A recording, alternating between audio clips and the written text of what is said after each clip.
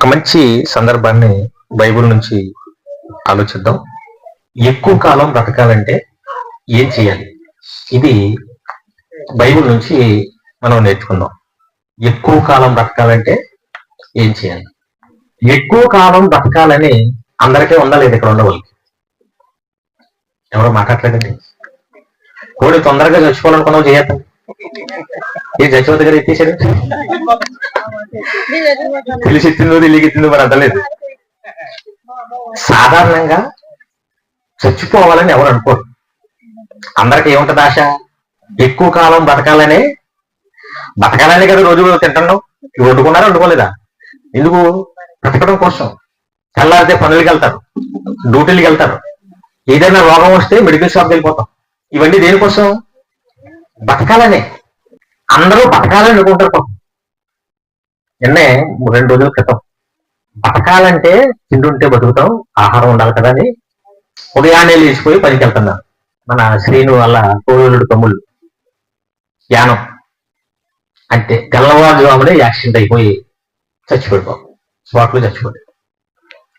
దేనికోసం వెళ్తున్నాడు? ఉదయాన్నే తెల్లవారుజామున లేచి బతకడం కోసమే. ఆహారం సంపాదించుకుంటే బతకొచ్చండి. కానీ ఆహారం ఉన్నంత మాత్రాన బతకం. వైఎస్ రాజశేఖర రెడ్డి చచ్చిపోడు, తిండిలే చచ్చిపోడా? కోట్ల రూపాయలు ఉన్నాయి. బతకాలంటే ఆరోగ్యం ఉంటే బతుకుతాం అనుకుంటారు చాలా మంది. అంటే కదా, ఆరోగ్యంగా ఉంటే, ఏ రోగం లేకుండా ఉంటే ఎక్కువ కాలం బతుకుతాం అనుకుంటారు. కానీ ఆరోగ్యంగా ఉన్నంత మాత్రాన ఎక్కువ కాలం బతకం. చాలా మంది అనుకుంటారు పాపం ఆరోగ్యంగా ఉంటే బతికేద్దామని. ఆరోగ్యం ఉంటే ఏం చేయాలో అనేక సూత్రాలు నేర్చుకుంటుంటారు. మంచిని సత్యనారాయణ రాజు అని టీవీ ప్రోగ్రాం యూట్యూబ్లో వస్తుంటాడు. ఆరోగ్యానికి 66 సూత్రాలు. అంటే ఆ సూత్రాలు పాటిస్తే ఎక్కువ కాలం బతుకుతారు. ఏం చెప్పాడు అందులో? నీళ్ళు ఎక్కువ తాగండి, పచ్చగడ్డి జ్యూస్ చేసుకుని తాగండి. పచ్చగడ్డి ఎవరు తింటారు? గేదెలు తింటాయి. మనల్ని తాగమంటున్నాడు. చుట్టూ తౌడు జ్యూస్ చేసుకుని తాగండి. ఉదయాన్నే యోగా చేయండి. యోగా అంటే తెలుసు కదా, శ్వాస మీద ధ్యాస పెట్టుకుని కాళ్ళు చేతులు ఒప్పుకుంటూ అదో రకమైన ఉంటుంది. ఉదయాన్నే పరిగెత్తండి.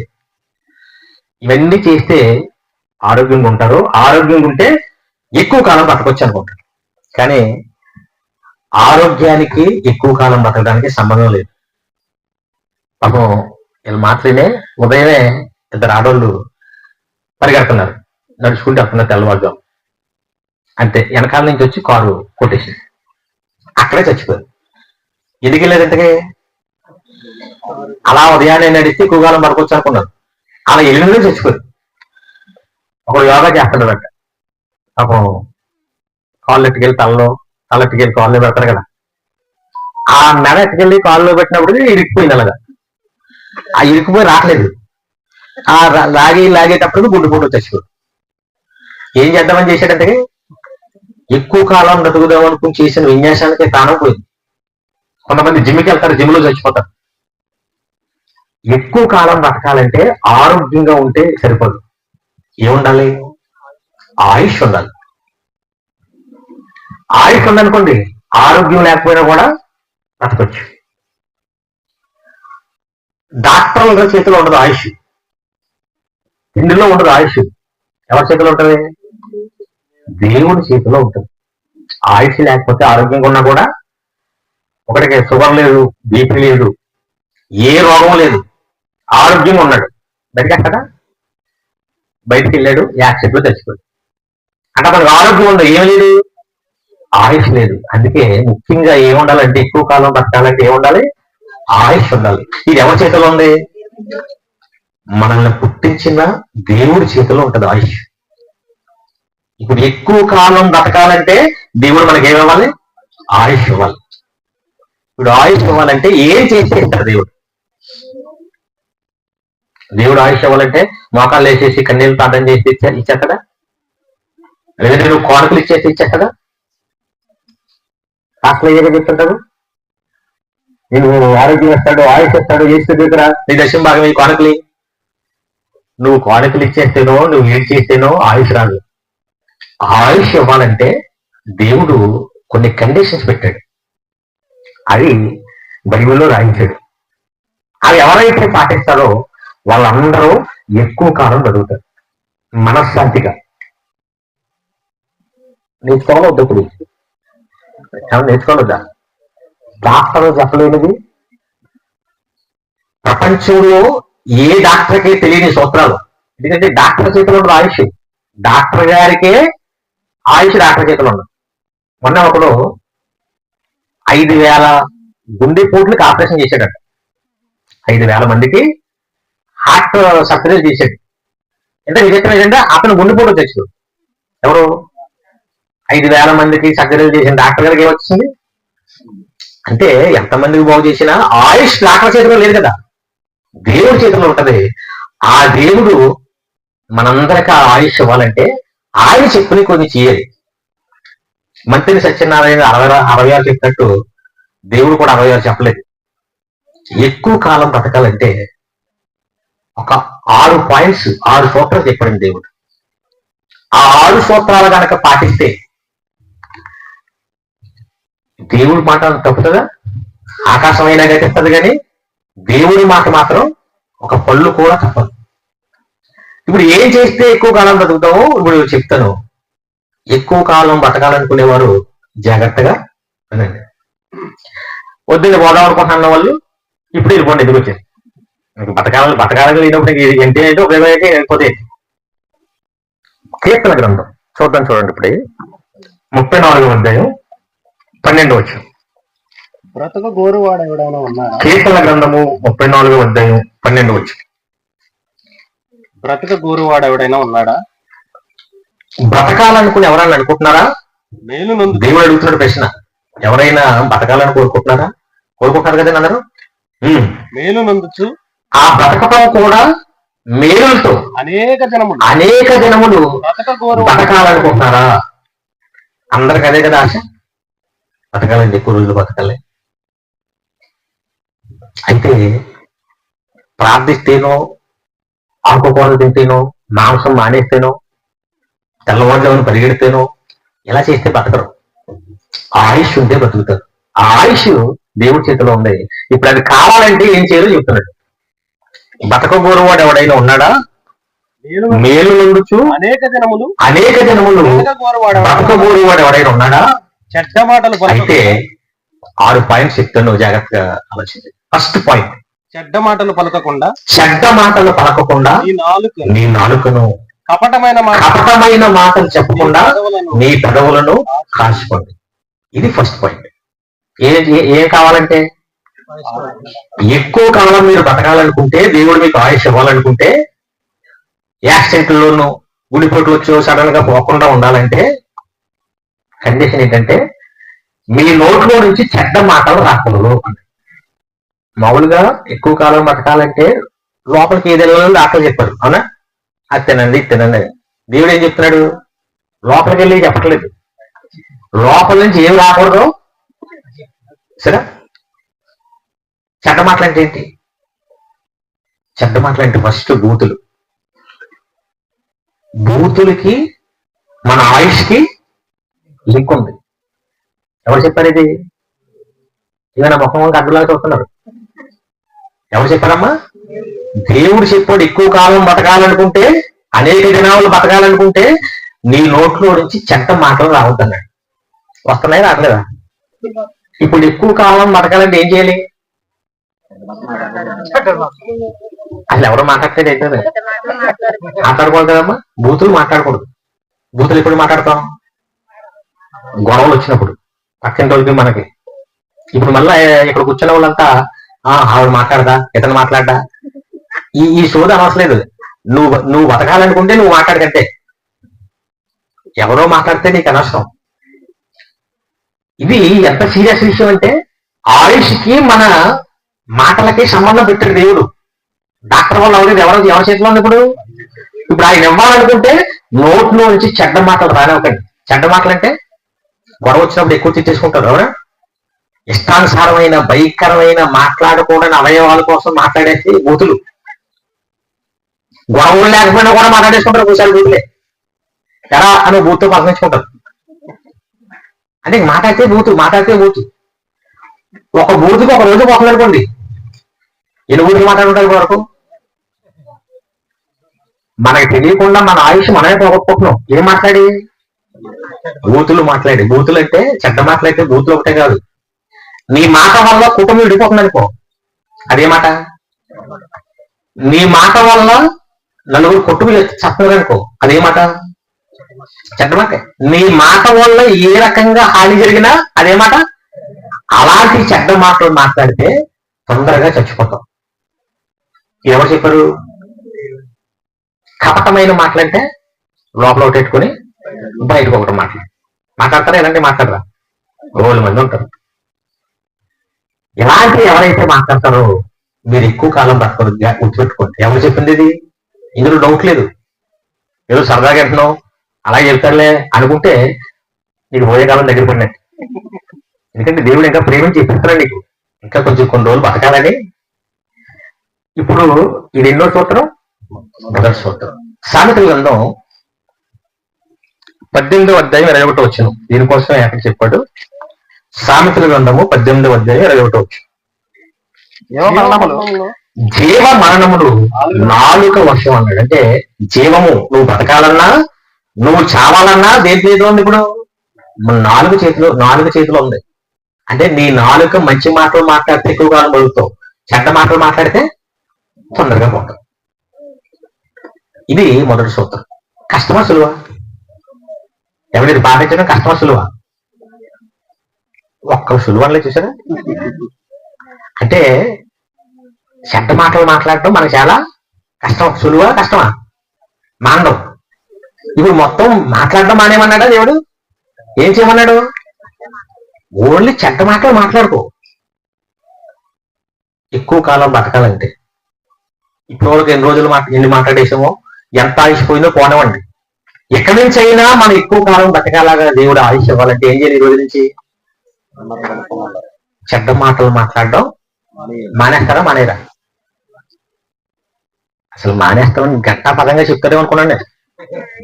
అంటే దాని అర్థం ఏంటంటే ముందన్నా చచ్చిపోతాం కానీ ఏం మాత్రం. ఎందుకంటే నన్ను అనవసరంగా అంటాడు, నేను ఏ తప్పు చేయకుండా నన్ను అంటారు. వాళ్ళు అంటారని కోపం వచ్చేసి నువ్వు అంటావు. నువ్వు అనడం వల్ల అవతలకి ఏమవుతుంది? అంతకి నువ్వు బూతులు తెప్పేసి శాసనార్థాలు పెట్టడం వల్ల ఎదుటికి ఏమవుదు? ఎవరు ఆగిపోతుంది? నీదేం పోతుంది. అప్పుడు మూసుకుని ఉండడం మంచిది కదా. పాటిస్తే ఎక్కువ కాలం బతుకుతారు, పాటించకపోతే తొందరగా పోతారు. ఇది మొదటి కండిషన్. ఎక్కువ కాలం బతకాలంటే దేవుడు పెట్టిన మొదటి నోటిని కంట్రోల్లో పెట్టుకోండి. మనం చెడ్డ మాటలు ఎప్పుడు మానేస్తాం అనుకుంటున్నారు? చర్చికి వెళ్ళినప్పుడే మాట్లాడతాం, అవునా? చర్చికి వెళ్ళినప్పుడు చర్చిలో మాట్లాడతారా? చర్చి నుంచి బయటకు వచ్చాక అంతే, మామూలుగా ఉండదు. ఇంకా జీవితాంతం చర్చికి వెళ్ళి మళ్ళీ వచ్చేసి మళ్ళీ నీ వేషాలు నీ మాటలు ఇదంతా ఎప్పుడు వస్తుంది? మనకు మార్పు అనేది ఎప్పుడైనా వస్తుంది. దీనికి ఏమైనా అంతం ఉంటుందా? కానీ ఎంత ప్రమాదం, జాగ్రత్తగా ఆలోచించండి. మనం చచ్చిపోవటం పెద్ద విషయం కాదు దేవుడి చేతిలో. చీమల లాంటి వాళ్ళు మనం, అవునా? ఇక రెండో సూత్రం, రెండో పాయింట్కి వెళ్ళిపోతాం చూడండి. అదే కీర్తన గ్రంథం 34 వచ్చిన చూడండి. కీడు చేయటం ఎక్కువ కాలం మీరు బతకాలనుకుంటే చేయవలసిన రెండో పాయింట్ ఏంటంటే కీడు చేయకూడదు. ఎవరికి? కీడు చేయటం మాని మేలు చేయండి అన్నది. ఏం చేయకూడదంట? ఎవరికి మీ వల్ల కీడు జరగకూడదు. వీలైతే కీడంటే ఏంటి? ఆడు నాశనం అయిపోవాలి, ఆడు చచ్చిపోవాలి, ఆడప్పులు పాలైపోవాలి, లేదా నువ్వే ఎందులో కొందరు ఇరికించేయాలి. ఇలాంటి తప్పుడు ఆలోచనలు పెట్టుకోకూడదు. ఎవరికి మన వల్ల కీడు చేయకూడదు. వీలైతే మేలు చేయండి. ఇప్పుడు సంపత్రావు గారు పెట్టారు కదా, ఈ కార్యక్రమం పెట్టారు. మేలు చేసే కార్యక్రమం, కీడు చేసే కార్యక్రమం ఇది. ఏం చేసిన మంచి మాటలు వినిపిస్తున్నాడు. ఇలాంటి పనులు చేస్తే దేవుడు ఆయుష్ ఇస్తాడు ఎక్కువ కాలం. అలా కాకుండా పనికి రానివి, ఎదుటోడిని దోచుకోవటం, ఎదుటోడిని మోసం చేయటం, ఇలాంటివి చేసామనుకోండి దేవుడు పెద్దగా ఉండనివ్వడు. ఒక ఆవిడ చర్చి నుంచి ఇంటికి వెళ్ళిన తర్వాత లేట్కి వెళ్ళిందంట. చర్చికి లేట్కి వెళ్ళింది. ఎలాంటి ప్రసంగం ఏంది? అలా ఆయన కోపంగా ఉన్నాడు. ఎప్పుడు వస్తానన్నావు, ఎన్ని గంటలకు వెళ్ళావు, ఎప్పుడు వచ్చావు, ఎవరితో తిరిగావు అని మొత్తం బూతులు మొదలెట్టాడు. భయంకరంగా చెప్తున్నాడు. ఇవి ఏ ప్రసంగం అండి? ఎక్కువ కాలం బతకాలంటే ఏం చేయలేదు కదా. మొదటి సూత్రం ఏంటి? చెడ్డ మాటలు మాట్లాడితే తొందరగా పోతాం, మాట్లాడకుండా ఉంటే ఎక్కువ కాలం అవుతుంది. ఈవిడ సూత్రం గుర్తొచ్చి, నేను మాత్రం ఒక్క మాట కూడా చెడ్డ పూర్తి చెట్టను, ఎన్ని చెట్టలు తిట్టుకో, తెల్లవారు తిట్టుకో, నేను అంటే ఏమనుకుంటుంది ఈవిడ? నువ్వు తిడితే తొందరగా చచ్చిపోతావు, తిట్టుకో, నేనేం తిట్టను. మరి ఇదే కదా. రెండో సూత్రం ఏంటి? కీడు చేయకు, మేలు చెయ్యి. కీడు చేయటం ఆపైతే కుదరదు, మళ్ళీ నువ్వేం చేయి మళ్ళా. ఇప్పుడు అతను బూతులు మాట్లాడితే తొందరగా పోతాడు కదా. ఇప్పుడు అతనికి మేలు చేయలేదు దేవుడా. అప్పుడు ఏం చేయలేవుడా? బాబు తప్పు అయిపోయింది, దయచేసి నువ్వు తిట్టకో, సరే నువ్వు చేయమండి చేస్తాను, దయచేసి మాత్రం తిట్టకో, నీకే ప్రమాదం, తిట్టకో అని ఆపలేదా? అది మేలు చేయాలి. ఆ సూత్రం మర్చిపోయి మొదటి సూత్రం ఒకటి పెట్టుకుని తిట్టు, నీ ఇష్టానుసారంగా తిట్టు. అప్పుడు ఏమైనా మంచి ఈవిడ పాటిస్తుందా? నువ్వు ఒక్కదానివే మంచి కూర్చున్న ఎదుటి వాళ్ళకి నువ్వు మేలు చేయాలి, మంచి మాటలు వినిపించాలి, మంచి మాటలు వినిపించే చోటు తీసుకురావాలి, అన్నీ చేయాలి. ఇది రెండవ సూత్రం. సులువ కష్టమా? కాబట్టి మనం కీడు చేయకుండా ఉండటం సులువ కష్టమా? సులువు అని చెప్పడం కూడా కష్టపడుతున్నారు. మనకి ఎలాంటివన్నీ ఎక్కడ అలవాటు ఉంటాయి? ఇప్పుడు చూసినా ఎదటోళ్ళ మీద పడి. అందుకే ఇలాంటివన్నీ వదిలేయండి. ఎందుకంటే మన జీవితం మన కోసం ఆలోచించాలి కదా. ఎవరికి కీడు చేయకండి, మేలు చేయండి, సహాయం చేయండి. వాళ్ళు చెడ్డోళ్ళైనా సరే మేలు చేయండి. ఇది ఎన్నో పాయింట్? ఇది ఇంకెన్ని ఉన్నాయి? 4 ఉన్నాయి. అనుకోకుండా 4 ఉన్నాయి. మూడో సూత్రం చెప్తాను చూడండి, కింద చదవండి. సమాధానం వెతికి దానిని వెంటాడాలి. సమాధానం అంటే ఇప్పుడు మనం ఏదైనా అడిగాను అనుకున్న ప్రశ్న, దానికి ఆన్సర్ చెప్తారు కదా, దాన్ని ఏమంటారు? అది కాదు ఇది. సమాధానం అంటే అందరితో కలిసిపోవాలి. అంటే మనకి శత్రువులు ఎవరు ఉండకూడదు. శత్రువులు ఉంటే ఏమవుతుంది? తొందరగా చచ్చిపోతాం. అదే కదా అన్నాడు. ఎక్కువ కాలం బ్రతకాలంటే చెప్తున్న విషయాలు ఇవన్నీ. అందరితో సమాధానం ఉండాలి. అంటే శత్రువులు అనేవారే ఉండకూడదు. శత్రువులు అంటే ఎవరు? అడిగినాక పడదండి, అడిగినాక పడదండి, అసలు మాకు మాట్లాడలేవండి. దాని గడప తొక్కి 2 సంవత్సరాలు అయిందంట. వస్తారా? ఎన్ని సంవత్సరాలు అయిందంట? అప్పుడు నేనేమనుకున్నది, 5 తొందరగా చచ్చిపోద్ది. ఎందుకంటే ఇప్పుడు 2 సంవత్సరాల నుంచి ఆగెట్టుకొని ఉందంటే తొందరగా పోతుంది. అందరితో కలిసిపోవాలండి. ఉన్నారు లేదు మనకు శత్రువులు? మనకి ఎక్కడో ఉంటారు, మన ఇంట్లోనే ఉంటారు. అత్తగారు, మామగారు, అత్తగారు, కోడలు, భార్య, భర్త, లేదా పక్కింటి వాళ్ళకి మనకి వార్స్, ఎప్పుడు యుద్ధాలు జరుగుతుంటాయి. మాటలు లేవు, మాట్లాడుకోవటాలు లేవు. అదే ఎక్కువ ఈ గొడవలు శత్రువు ఉన్నారనుకోండి, ఏమవుతుందనుకుంటున్నారు? ఆరోగ్యం కూడా చెడిపోద్ది. ఇప్పుడు పక్కింటి ఆవిడికి ఈవిడికి గొడవ జరుగుతుంది కొన్ని రోజు, ఇంకేం చేసినా ఈవిడికంటే ఎక్కువ ఎవరి కోసం ఆలోచిస్తుంది? ఆ కోసం ఆలోచిస్తుంటది. అలా ఏం చేస్తారు, ఏం చేస్తున్నారు, అన్ని వాళ్ళ మీద ఉంటుంది. వీళ్ళ మాత్రం మర్చిపోద్ది. అలాంటిది ఆ టైంలో బాగా ఎండలెక్కువ అయిపోయి కదా, ఏసీ తెచ్చుకుని పిలుచుకుంది అనుకోండి నీ శత్రువు, అప్పుడు నీకు ఎలా ఉంటది? దానికి ఏసీ వచ్చేసింది, చల్లగా ఉంటది, నువ్వేం మండిపోతుంటావు. ఆ తర్వాత మళ్ళీ ఇంకోటి మంచిది కొనుక్కేసుకుని ఇంకా ఏసీ చేసేసుకుంటుంది, ఇంకా ఏ పెరిగిందని. అన్నం తింటున్నా కూడా నోటికి వెళ్ళదు, అరగదు, జీర్ణం అవ్వదు. అప్పుడు ఏమవుతుంది అనుకుంటున్నారు? బ్లడ్ ప్రెషర్ పెరిగిపోయి షుగర్లు, బీపీలు ఎన్ని వచ్చి వాళ్ళేమో వస్తువులు తెచ్చుకుంటారు, నువ్వేమో హాస్పిటల్కి వెళ్ళి బిల్లలు తెచ్చుకుంటారు. మరి ఇదే కదా. వాళ్ళేమో వస్తువులు కొన్న బిల్లులు తెచ్చుకుంటారు, నువ్వేమో రిపోర్ట్లు తెచ్చుకుంటుంటావు. ఇదే అయిపోతుంది. ఎందుకంటే ప్రశాంతంగా ఉండాలండి. మైండ్ ముందు ప్రశాంతంగా ఉండాలంటే శత్రువు ఉండకూడదు. శత్రువులు లేకుండా ఉన్నప్పుడు ఏముంటది? ప్రశాంతంగా ఉంటది. అందుకే ఎక్కువ కాలం బ్రతకాలంటే దేవుడు పెట్టిన కండిషన్ ఇది చెప్పండి. సమాధానం అంటే ఎవరితో శత్రువులు ఉండకూడదు. ఒకవేళ ఇప్పుడు వరకు ఎవరితో ఉన్నారనుకోండి, మీరు మాట్లాడకుండా మానేసి శత్రువులుగా పగ, వెంటనే ఏం చేయాలి? ఈ ప్రసంగం అయిపోయిన తర్వాత చెయ్యి అంటే ఎవరు మాట్లాడలేదు, చచ్చన్నా చెప్తాను తప్ప నీ శత్రువుల కోసం నువ్వు సావట్లేదు అసలు బతిలేక అర్థమైందా? నీ శత్రువుల కోసం నువ్వు చట్టవా? ఎవరో దేవుడికి వ్యతిరేకంగా మాట్లాడారు, దేవుడిని తప్పుపడుతున్నారు, దేవుడు వాక్యం తప్పు, అలాంటి వాళ్ళు మాట్లాడినంటే కూడా అర్థం ఉంది. దొంగ బోధకులతో నేను చాలా మందితో మాట్లాడినాం. ఆరగా శత్రువులు అంటే పాపం చిన్న చిన్న పొరపాట్లతో నిజంగా నువ్వు మంచివాడు మంచిదానే అలా తప్పు చేస్తున్నారు, అయినా సరే నువ్వు కలిసిపోవాలి. ఎందుకు? వాళ్ళ కోసం కాదు, ఎవరి కోసం? దేవుడి కోసం. దేవుడు బంగారులా ఉంటాడు. మనం ఎక్కువ కాలం బతకాలంటే మన కోసం, మన ఆయుష్ కోసం. మన కండిషన్ పెట్టాడు అక్కడ, తప్పదు. మనం ఏమనుకుంటామంటే ఈ మధ్య డైలాగ్ వచ్చింది కదా,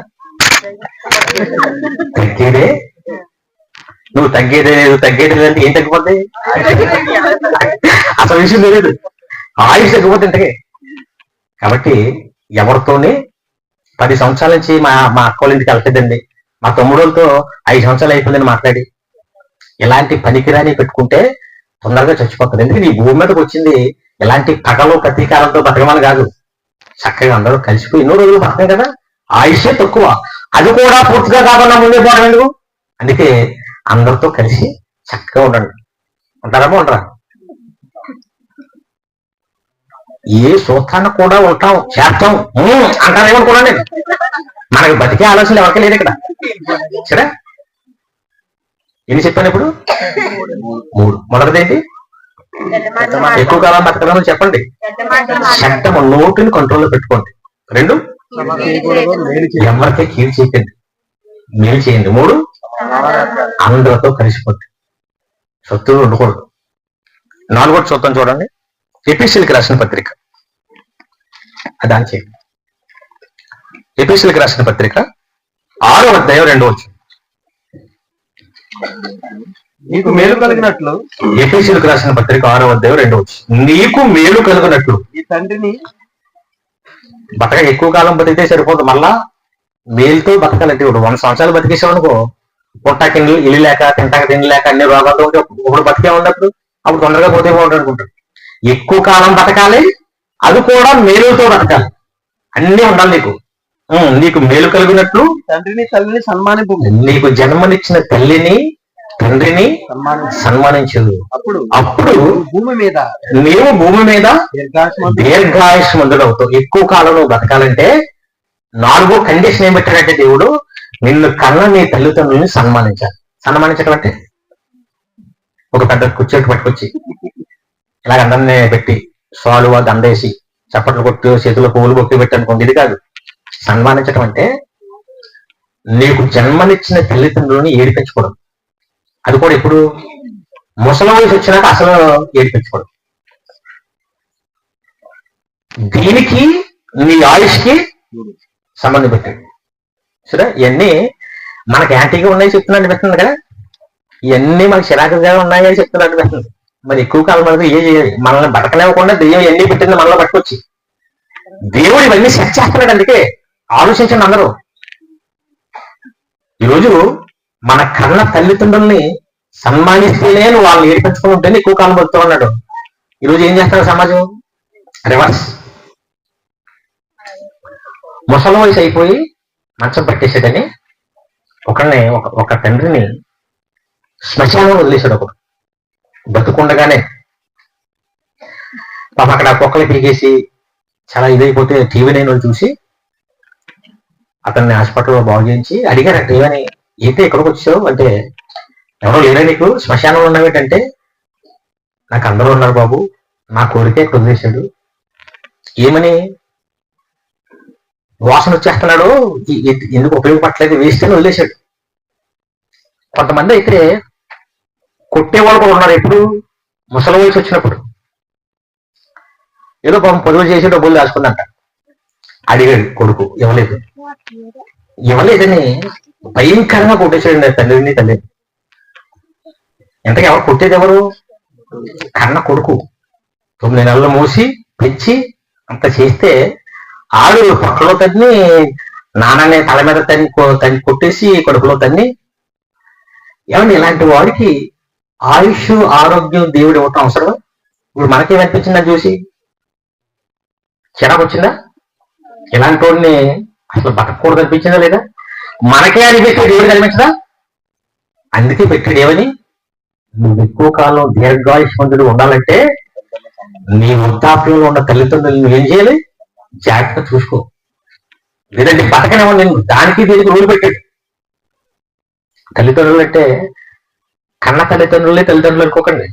చాలా మంది ఆడవాళ్ళకి అత్తగారు మామగారు ఉంటారు చూసారా, వీళ్ళు ఏమవుతారు తెలియదు మనకి, ఎలాంటి తెలియదు. అత్తగారు మామగారు అని ఇంగ్లీష్ అంటారు, తెలుగులో అంటారు. ఇంగ్లీష్లో ఏమంటారు? అత్తగారిని మదర్ ఇన్ లా. లా అంటే చట్టము, మదర్ అంటే అమ్మ. అంటే చట్ట ప్రకారంగా నీకు ఇప్పుడు వరకు నేను కన్నలు ఉన్నారు కదా, వాళ్ళే నీ తల్లిదండ్రులు. కానీ పెళ్లి మరుక్షణం రూల్ ప్రకారంగా ఇంకా వాళ్ళ కాదు. ఎవరిప్పుడు? మీ అత్తగారే అమ్మ, మీ మామగారే నాన్న. ఇప్పుడు ఈ సూత్రం చెప్పాడు కదా, నువ్వు ఎక్కువ కాలం బతకాలంటే ఎవరిని సంబంధించాలి? నీ తల్లిని తండ్రి ఉన్నారు కదా. అప్పుడు ఆడవాళ్ళకి ఎవరు వచ్చేస్తారు? ఇది ఒక ఆడవాళ్ళు మాట్లాడలేదు, మనం మాట్లాడగలండి, మాట్లాడదు ఇక్కడ. మనం ఏం కోరుకుంటాం? మళ్ళా మా అన్నయ్యకి ఒక కోడలో ఒక భార్య వచ్చింది, రాకాసింది బాబు, మా అమ్మనే మా నాన్న అసలు చూడనే ఉంటుంది, తెలిసేది కట్టలేదు అలాగే. ఎవరంట? మీ అన్నయ్యకి వచ్చిన భార్య మీ అమ్మ నాన్న చూస్తుందండి. ఎక్కడ నువ్వు మరి నువ్వు ఎవరికైతే వచ్చావు వాళ్ళ అమ్మ నాన్న చూస్తున్నావా? నువ్వు ఇక్కడ చూస్తే అది సంపాదన కదా చెప్పాలి. పాపం ఏం చెప్పిన దెబ్బకి దెబ్బే కదా. నువ్వు ఇక్కడ ఏడిపిస్తే అక్కడ నీ అమ్మ నాన్నని బతకనివ్వరాలు. అందుకే వాళ్ళ బతకడం ఇది కాదు. నీకు ఆయుష్ ఇవ్వాలంటే దేవుడు ఈ సూత్రాలు పాటించాలి. నువ్వు ఎన్ని కష్టాలు చేసేసుకున్నా, ఎన్ని మందులు ఆడేసినా, ఎన్ని ఆకుకూరలు తిన్నా ఏం ఉపయోగపడవు. దేవుడు ఆయుష్ ఇవ్వాలి. అలా ఇవ్వాలంటే రూల్స్ పెట్టాడు. అందులోకి వృద్ధాప్యంలో ఉన్న తల్లిదండ్రులను చూడటం, అది రుణం తీసుకోవటం అంటారు. రుణం అంటే తెలుసు కదా. రుణం అంటే ఏంటి? రుణమాఫీ అన్నారు కదా. రుణమాఫీ అంటే అప్పులు మాఫీ. రుణం అంటే ఏంటంటే అప్పు. ఇప్పుడు వృద్ధాప్యంలో ఉన్న తల్లిదండ్రులు చూసుకోవటం అంటే రుణం తీసుకోవటం అన్నా కదా. తల్లిదండ్రులకు మనమే ఒప్పున్నాం ఉన్నాం. మనం పుట్టినప్పుడు ముసలోళ్ళలాగే ఉంటాం, ముసలోళ్ళు చేసే పనులే చేస్తాం, అవునా కదా. అన్ని మంచం మీదే, 1, 2 అన్ని బట్టల్లోనే. స్నానం చేసుకోలేము, తినలేము, నడవలేము. వాళ్ళే తిరిగిస్తారు, వాళ్ళే నడిపిస్తారు, వాళ్ళే ఎత్తుకుంటారు అన్నీనా. ఇదే ముసలోళ్ళు కూడా జరుగుతుంది, అవునా కదా. ఇప్పుడు మనం పుట్టినప్పుడు ఇవన్నీ మనకు ఎవరు చేశారు? ఎవరు తినిపించారు? ఎవరు నడిపించారు? ఎవరు నేను కడిగారు? ఎవరు అన్ని బట్టలు వెళ్ళిపోతారు నేను శుభ్రం చేశారు? ఎవరు చేశారట? తల్లిదండ్రులు చేశారు కదా. నీకు తినిపించిన చెయ్యి ఇప్పుడు లేవలేకపోతుంది, ముసలు అయిపోయి. ఇప్పుడు ఏం చేయాలి? నువ్వు తినిపించాలంటే రుణం తెచ్చుకోవటం. నిన్ను కడిగిన శరీరం ఇప్పుడు ముసలిదైపోయి మంచం పట్టింది, శుభ్రం లేదు, వాసన వచ్చేస్తుంది. ఇప్పుడు నువ్వేం చేయాలి? ఏం చేయాలి? నేను కడిగింది కదా, ఇప్పుడు నీ కోసం చేసింది కదా, నువ్వు చేయాలి. అసలు అలాంటి చేసే వాళ్ళు ఎవరు ఉన్నారండి? అసలు కనీసం తిన్నావని అడుగుతారా ముసలి అయిపోయిన వాళ్ళని? ప్లేట్ ఇసిరి ఎప్పుడు చేస్తాడో. చావు రాట్లేదు, అందరికీ చావు వస్తుంది కానీ దీనికి రాట్లేదు. అన్నమా చచ్చిపోతున్నారు దీనికి చావడం. ఏ కదా మాట్లాడుతుంటారు. ఇలా ఎవరైతే మాట్లాడతారో, ఎవరినైతే ముసలోళ్ళని పాపం చూడకుండా కొట్టేస్తుంటారు కొంతమంది. ఎవరు చూడలేదు అనుకుంటారు. నువ్వు ఎవరు చూస్తారు? పైన ఉన్నాడు కదా ఆయన, ఎవరినే వదలడు. అందుకే పెట్టాడు. బైబిల్ అంటే జరుగుతాడంటే నువ్వు ఎక్కువ కాలం బతకాలనుకుంటే నీ ఇష్టానుసారంగా పెడితే ఇచ్చేస్తాడు దేవుడు ఆయుష్. ఆయన చెప్పింది చేయాలి. ఎన్నో సూత్రం ఇది? కష్టం సులువ? ఇది బాగా కష్టం. నీకు జన్మనిచ్చిన వాళ్ళని నువ్వు చూడలేకపోతే ఇంక నీకు ప్రేమే ఉంది. ఇక నువ్వు ఏం మనిషి ఇంకా నీలాంటి బతికిన ఒకటే, చచ్చిన ఒకటే. ఇంక నీ కన్న వాళ్ళే నువ్వు ప్రేమించావు, ఇంకెవరు ప్రేమిస్తావు? ఇంకా ఇంక ఇది సోది కదా.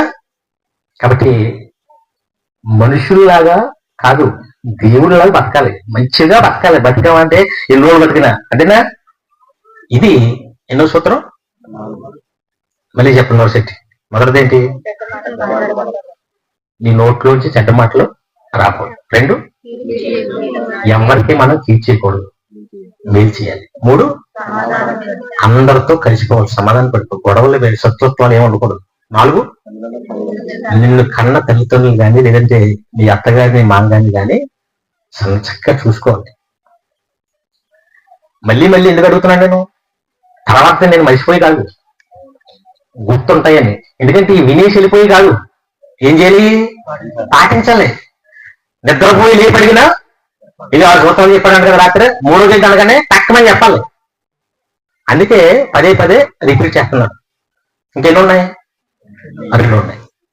అది కూడా చూసి ముగించేసుకుందాం. సామెతల గ్రంథం 28వ అధ్యాయం 16 వచ్చు. సామెతల గ్రంథము 28వ అధ్యాయం 16 వచ్చు. వివేకము లేనివాడవై జనులను అధికముగా బాధపెట్టు అధికారి దుర్లాభమును ద్వేషించువాడు దీర్ఘాయుష్ ఎక్కువ కాలం బతుకుతాడు. దేన్ని ద్వేషించాలి? దుర్లాభము. దుర్లాభం అంటే దుర్ అంటే ఏంటి?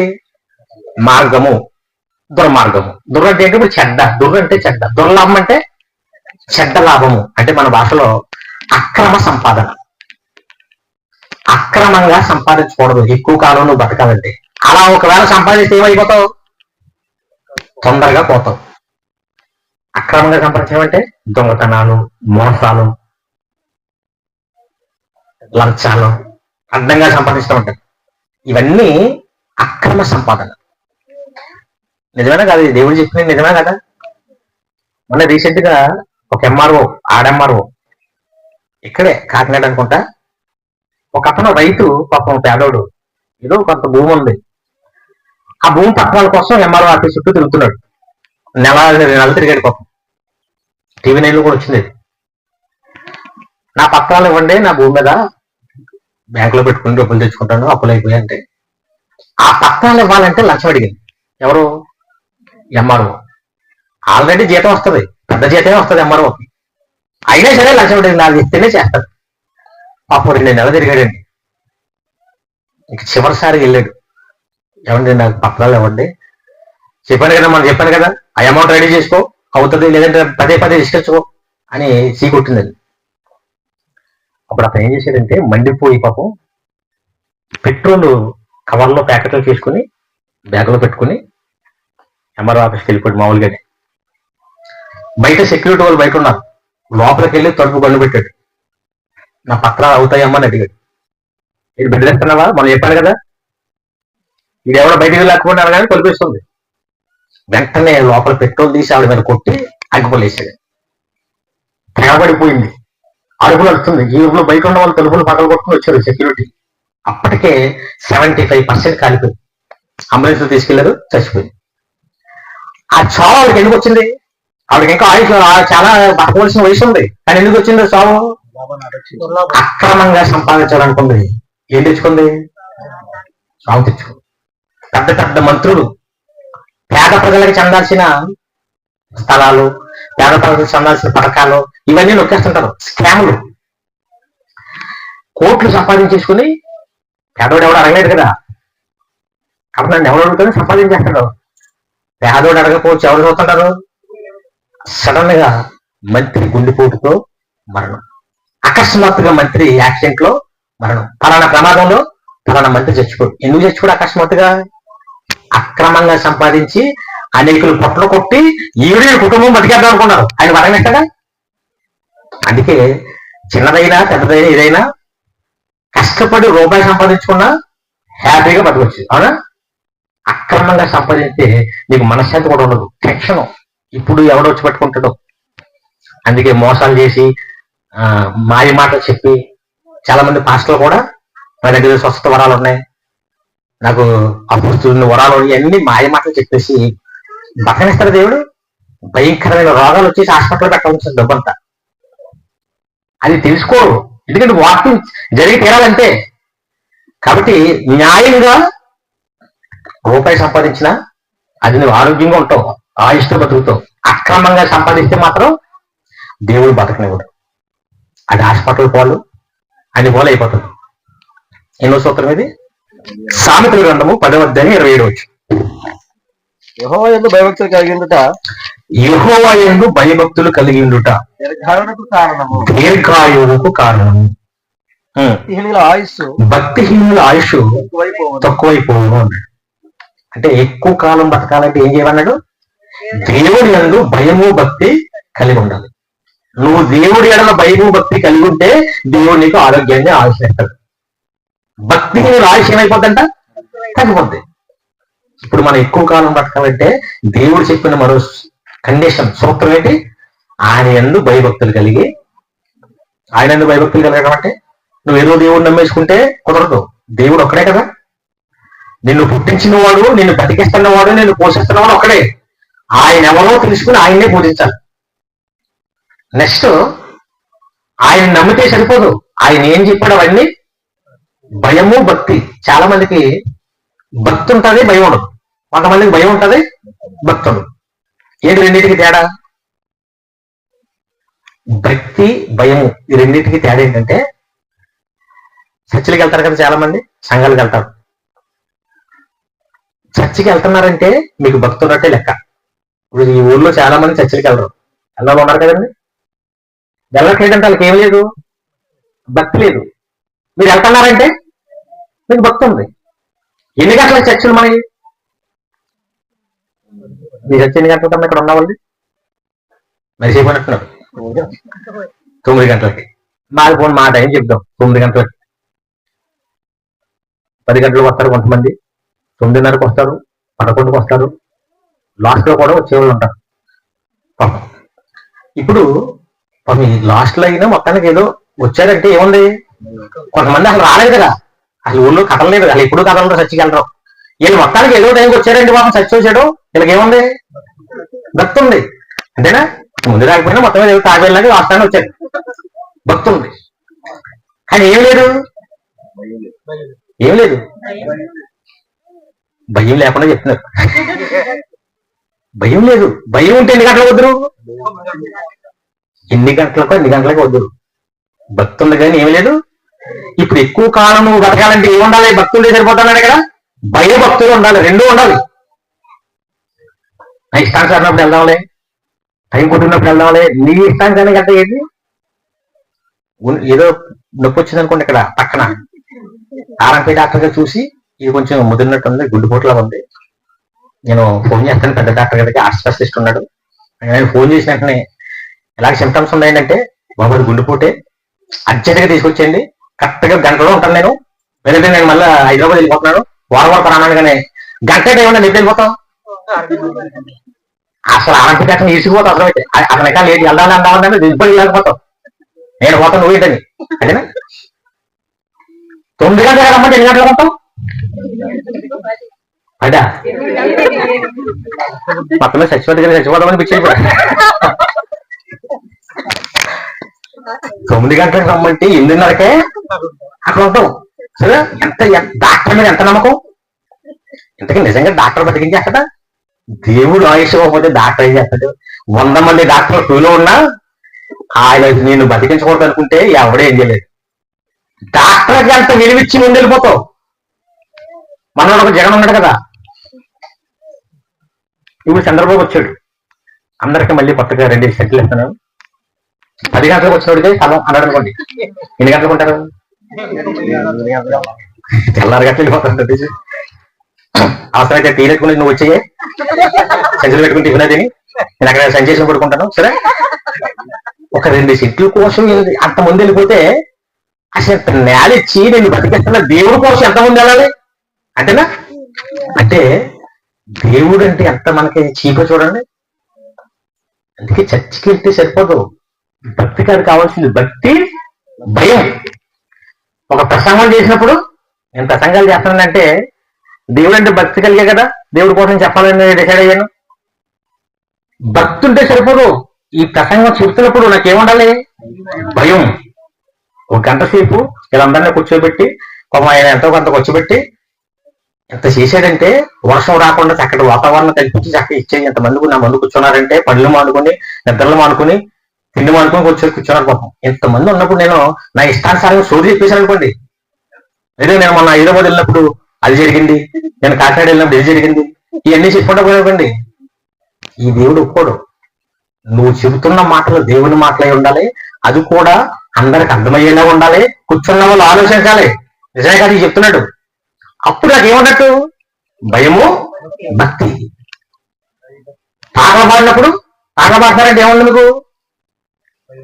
భక్తి ఉన్నట్టు, భక్తి ఉంటేనే కదా పాటలు పాడతారు. భక్తి లేని వాళ్ళు సినిమా పాటలు పాడుకుంటారు, లేదంటే టీవీలు చూసు. ఈ భక్తి ఉంది కాబట్టి వచ్చి అందరి ముందు నిలబడి పాటలు పాడతారు. ఈ పాట పాడినప్పుడు భక్తి ఉంటే సరిపోదు, మళ్ళీ ఏముండాలి? ఇప్పుడు నేను పాడే పాట వీళ్ళకి అర్థమవుతుందా? దీనివల్ల ఎవరైనా ఆలోచిస్తాడా? ఈ పాట వల్ల దేవుడికి ఏమైనా మహిమ ఆలోచించవద్దా? లేదు, చాలా సభల్లో చూస్తుంటారు ఇలాగా. ఒకవేళ ఈ పాట ఎవరైనా పాడుంటే ఫీల్ అవ్వకండి, ముందు చెప్తాను, ఎందుకంటే మంచిది. ఈ సూత్రాలన్నీ మనకి మళ్ళీ వచ్చేస్తారు కూడా. సభ నాకు మొదటి ప్రసంగం అయ్యింది, ఆ తర్వాత కానుకలు పడుతున్నారు, తర్వాత ముఖ్య ప్రసంగికులు నరేష్ గారు మాట్లాడతారు. అలాగే ఈ మధ్యలో ప్రత్యేక పాట వచ్చి సహోదరుడు సురేష్ గారు ఏదో చెప్పాడు, సురేష్ గారు వచ్చి ప్రత్యేక పాట పాడతారు. అందుకనే అతను వచ్చినప్పుడే కారు మీద వచ్చాడు. ఆ కారులో అతను, వాళ్ళ ఆవిడ, ఇద్దరు పిల్లలు, ఆడపిల్లలే, వాళ్ళ అమ్మ, మొత్తం ఎంతమంది వచ్చారు? 5 వచ్చారు. వాళ్ళ ఆవిడ, వాళ్ళ అమ్మ, ఓ పిల్లలోడు కుర్చీలో ఉన్నారు. వీడు చిన్న పాపను సంకనేసుకుని ఆడపడతా వచ్చాడు. వచ్చి ఎవరు లేక ఇలా మాట, అందరూ నాకు దూరమై అనాథగా మిగిలారు, నువ్వు రావా చేసేది మాట. ఏమండి ఇది అబద్ధమా నిజమా? ఎవరు లేక ఒంటరిలేండి, ఆల్రెడీ చేతిలోనే ఎవరున్నారు? ఈ పిల్ల ఉంది, అక్కడ ఎవరున్నారు? వాళ్ళ ఆవిడ ఉంది, వాళ్ళ అన్నగా చచ్చిపోలేదు, ఇంకో పిల్లవాడు ఉన్నాడు.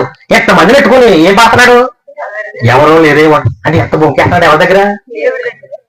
ఏమంటలేదు కదా, నామాయకుడు కదా అని ఇష్టం బొక్కేసావు అనుకో, అక్కడికి మా పిల్లం బయట కట్టుకుని లేకేస్తుంది. అతనికి అర్థమైనట్టుంది, ఇదే నన్ను అబద్ధాలు అవుతున్నాయి ఉంది కదండి. ఇప్పుడు ఈ పాట ఎవరు పాడాలి? పాట తప్పు కాదు, నేను ఈ పాట తప్పు అనట్లేదు, కానీ ఎవరు పాడాలి ఈ పాట? మన కరోనా వచ్చి పాపం తల్లు హాస్పిటల్లో, పిల్లోడు హాస్పిటల్లో, వీళ్ళ నాన్న హాస్పిటల్, వీళ్ళ ఆవిడ హాస్పిటల్, అందరూ హాస్పిటల్లో అందరూ చచ్చిపోయి ఒక్కడే మిగిలాడు అనుకోండి. అప్పుడు మీటింగ్ పెట్టి పాట పాడమంటే ఏం పాడాలి? ఈ పాట పాడాలి, ఎవరు లేక ఉంటారని అనాథగా మిగిలేదని. ఎందుకంటే అలాంటి వాళ్ళకి సీట్ అవుతుంది. ఆ పాట రాసినప్పుడు కూడా పాపం అందరూ పోయి రాసి ఉంటాడు. పాట తప్పు కాదు, నువ్వు పాడకూడదని, కానీ స్టైల్ బాగుంది అందరూ పాడతారని నువ్వు సావకాశంగా పాడేస్తావు. ఇప్పుడు నేను చెప్తే ఒళ్ళు మండుకుంటుంది పాడినోళ్ళకి. నువ్వు మండితే నాకెందుకు? నీకంటే ఎక్కువ మండుతుంది నాకు, కానీ నువ్వు పోతావని చెప్తున్నావు. అన్ని మంట అందరికి ఉంటుందా? మంటలో పని చేయాలి. ఇక్కడ ఏం పని చేయాలి? దేవుని వాక్యం, ప్రియము, భక్తి. ఇక్కడ అక్కడ ఉంటాడు రాజమండ్రిలో, ఎత్తుకో యేసయ్య నన్ను ఎత్తుకో. ఆడేమో దొనపోతులా ఉంటాడు, ఏసి ఎత్తుకోమంటున్నాడు. అదే ఏసి ఎత్తుకోవటం ఏంటి అసలు నాకు అర్థం కాదు. ఎత్తుకో యేసయ్య, జోలపాడు యేసయ్య.